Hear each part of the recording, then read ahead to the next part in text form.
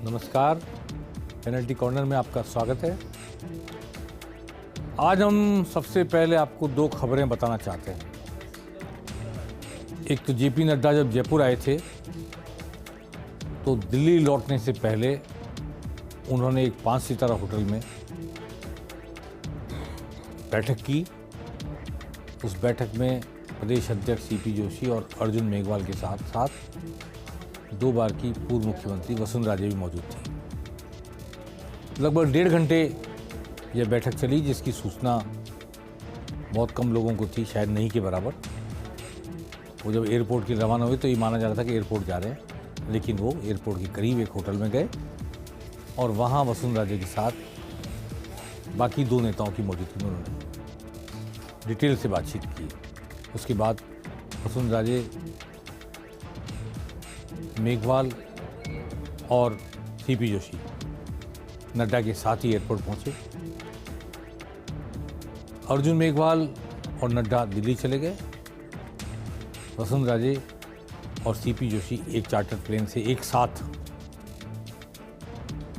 जोधपुर के लिए रवाना हुए, जहां कल प्रधानमंत्री मोदी की सभा होनी है। मैं इस बैठक को काफ़ी महत्वपूर्ण मानता हूं चुनाव की दृष्टि से, क्योंकि इसके बाद हमारे संवाददाता ने एयरपोर्ट से जानकारी दी कि वसुंधरा राजे की बॉडी लैंग्वेज काफ़ी बेहतर थी, काफ़ी अच्छी थी, प्रफुल्लित थी वो नड्डा जी को छोड़ते समय और जोधपुर जाते समय।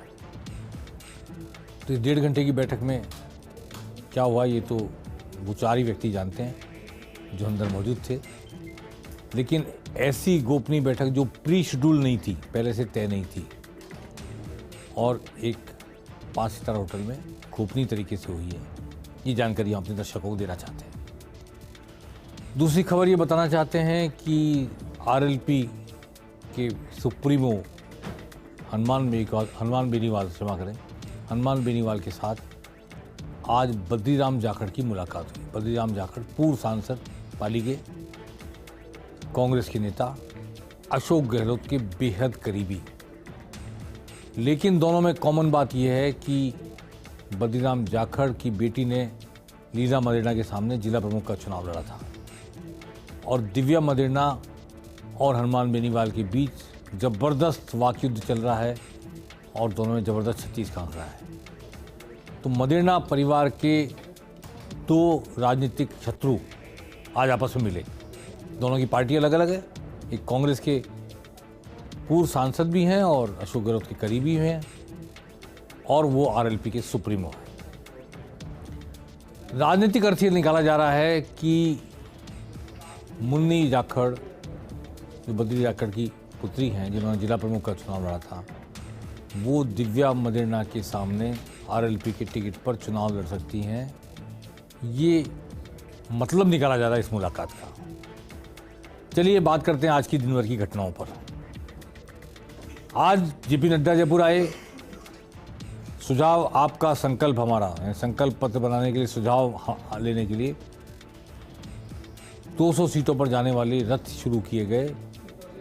आकांक्षा रथ इनको कहा गया, और आपनो राजस्थान इस अभियान का नाम दिया गया, और एक टोल नंबर जारी किया गया। इस टोल नंबर पर भी लोग अपने अपने सुझाव दे सकेंगे, और उन सुझावों के आधार पर भाजपा अपना घोषणा पत्र बनाएगी।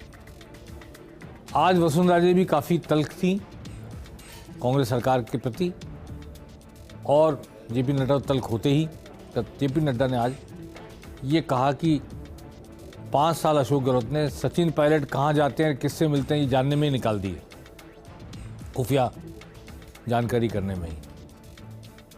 और वसुंधरा राजे ने कहा कि मैं जानती थी कि राहुल गांधी भले ही कह रहे हों, लेकिन किसानों के कर्जे माफ़ नहीं किए जा सकते, सहकारी बैंकों को छोड़ दो, कमर्शियल बैंकों के, और वो नहीं माफ़ किए जा सके। और ऐसी बात कांग्रेस ने जो कही वो नहीं कर सकते थे। हम वो कहते ही नहीं है जो नहीं कर सकते, हम जो कहते हैं वो करते हैं, और जो नहीं कहते वो भी करके दिखाते हैं।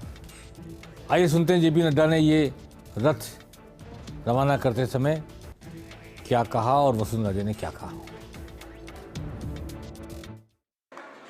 अब देखिए बड़ी इंटरेस्टिंग बात, 5 साल तो आप लगे रहे, सचिन कहां जाता है, क्या करता है, कौन है उसके साथ, आपस में खींचा तानी खींचा तानी खींचा तानी 5 साल गुजार दिए।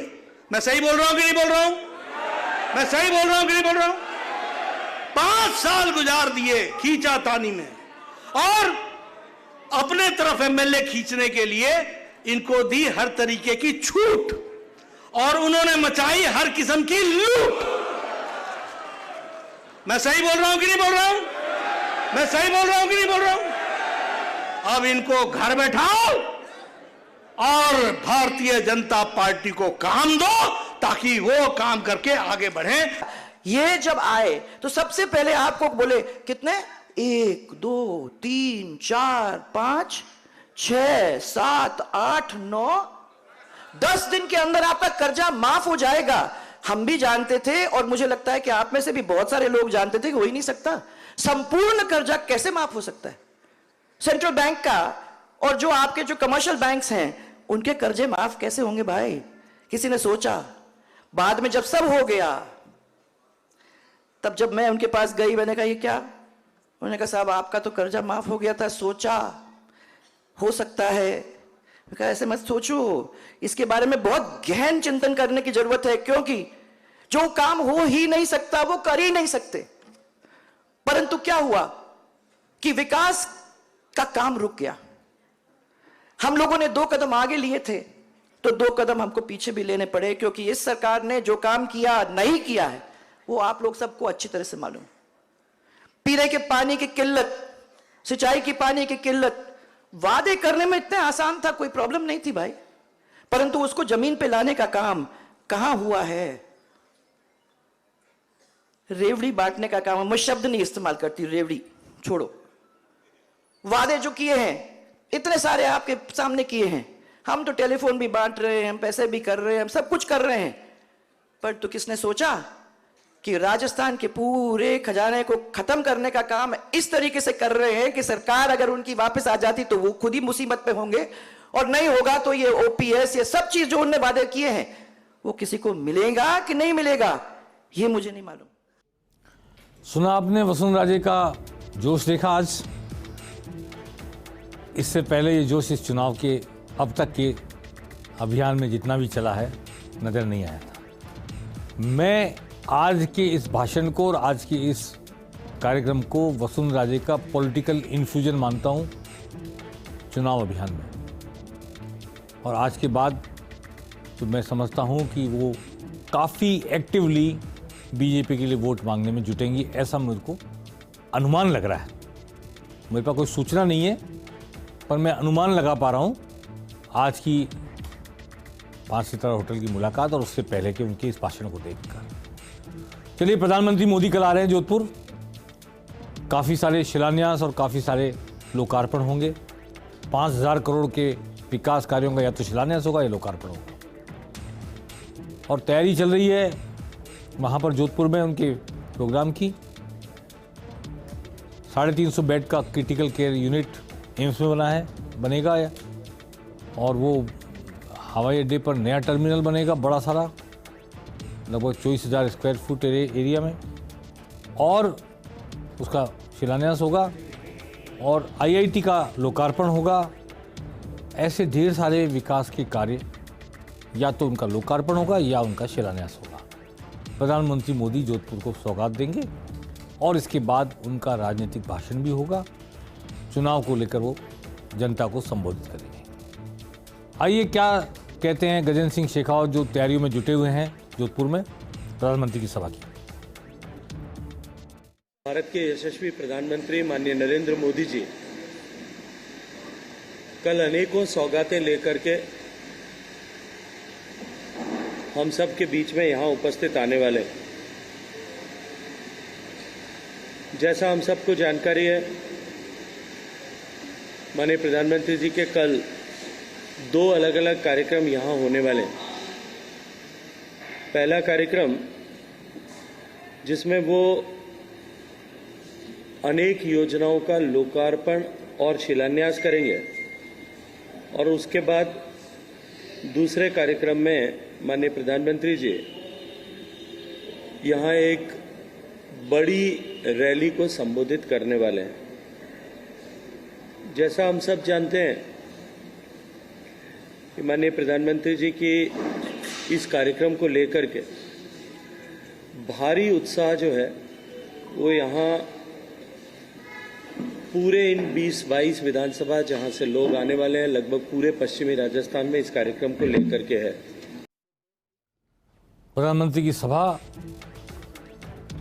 हाल ही में जो सभाएं हुई है उनकी, उन पे दिन पे दिन जोश बढ़ता जा रहा है, लोगों की संख्या बढ़ती जा रही है। जयपुर की सभा तो निश्चित तौर पर बहुत बड़ी सभा थी। अब जोधपुर में देखें क्या होता है कल। कांग्रेस